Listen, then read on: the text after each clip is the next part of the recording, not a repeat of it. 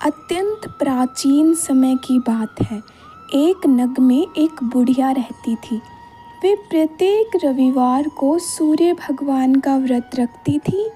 उसका नियम था कि वह ब्रह्म मुहूर्त में उठकर शौच स्नान आदि से निर्वृत होकर पड़ोसिन की गाय के गोबर से घर को लीप, जो तुम्हारी सभी कामनाओं को पूर्ति करेगी, क्योंकि मेरा व्रत भक्तों के सभी संकटों और अभावों को दूर करके रिद्धि देता है। प्रातः उठते ही वृद्धा ने अपने आंगन में एक सुंदर गाय और बछड़ा देखा। वह उस गाय बछड़े की बड़ी प्यार से सेवा करने लगी। वह गाय विशेष गुणों में संपन्न थी। वह सोने का गोबर करती थी। संयोग से उसके प्रथम गोबर त्याग को ईर्ष्यालु पड़ोसिन ने देख लिया। फलत वह ताक में रहने लगी और जैसे ही गाय गोबर करती, पड़ोसिन उसे उठा ले जाती और उसके स्थान पर उसकी गाय का गोबर रख जाती। सूर्य भगवान ने वृद्धा की रक्षा करने का एक उपाय निकाला। शाम के समय बड़ी जोर की आंधी चली। वृद्धा को गाय घर में बांधकर सोना पड़ा। सुबह उठने पर गाय के नीचे सोने का गोबर देखा तो उसे उसकी विशेषता का ज्ञान हुआ। अब वह शाम को गाय का गोबर में घी बांधने लगी।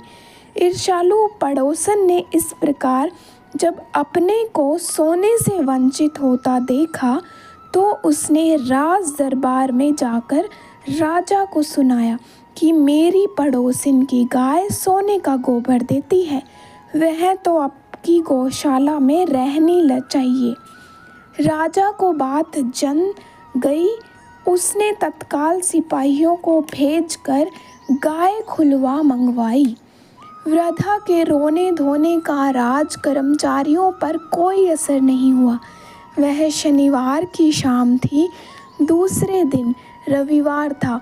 वृद्धा गाय के वियोग और गोबर के अभाव के कारण उस दिन घर आंगन न लीप सकी, न भोजन बना सकी और ना ही सूर्य भगवान को भोग लगा सकी। दयालु भगवान को वृद्धा पर दया आई।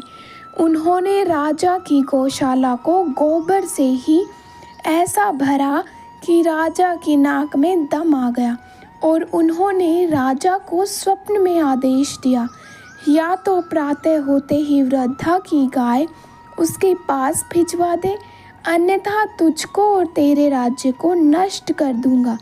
सुबह होते ही राजा ने सम्मान गाय वृद्धा के पास भेज दी और राज्य में घोषणा करा दी कि जो कोई भी सूर्य भगवान की भक्तिन वृद्धा को किसी भी प्रकार से सताएगा, उसको कठोर दंड दिया जाएगा।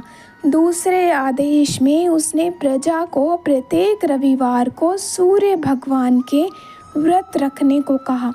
व्रत के सुपरिणाम स्वरूप राजा और प्रजा की समस्त मनोकामना पूरी हुई और प्रजा तथा राजा आनंद के कारण भगवान की कृपा का बखान करते हुए दीर्घकाल तक सुखी और संतुष्ट होकर स्वर्गलोक को सिधार गए। उम्मीद है आप